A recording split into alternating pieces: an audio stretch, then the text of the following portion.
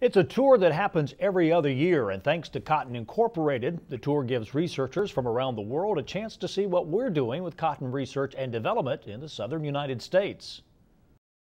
Nearly 50 people started the tour at Cotton Incorporated's headquarters just outside of Raleigh, North Carolina. Following presentations on breeding and fiber biology plus a plant tour, the buses then rolled through North Carolina State University, Clemson University in South Carolina, and finished up the trip in South Georgia in Tifton. And the whole idea is to bring all the cotton researchers together from both the private and the public sectors, in essence to help communication. And by helping communication amongst the researchers, you drive innovation, and you hopefully will end up developing varieties for growers, because that's what the whole idea here is, to help growers.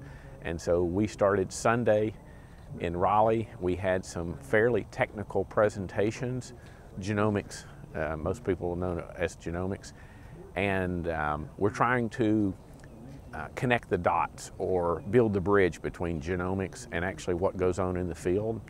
And there's people on the tour that bridge that gap from genomics to field breeding, and we're just trying to improve the communication between those groups.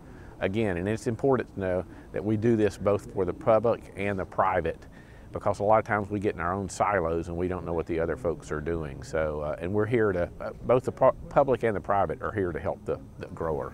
One of the travelers on his 20th U.S. research visit came from Australia.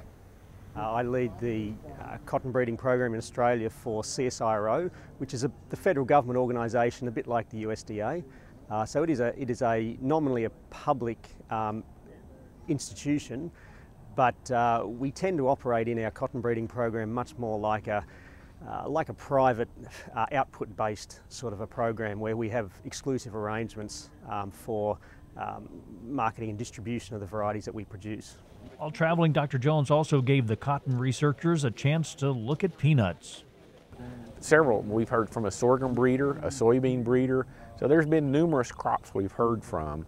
And sometimes there's techniques that are discovered in one crop that can be applied to another crop. So that's what we try to do, is kind of go across crops or sometimes across disciplines, and in essence, think of it as cross-pollinating your brain from ideas from a host of disciplines to help you.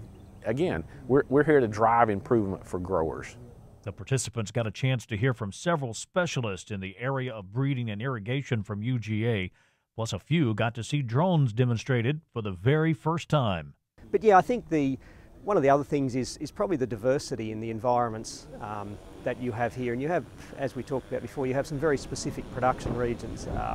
You know, West Texas is quite different to the South Georgia.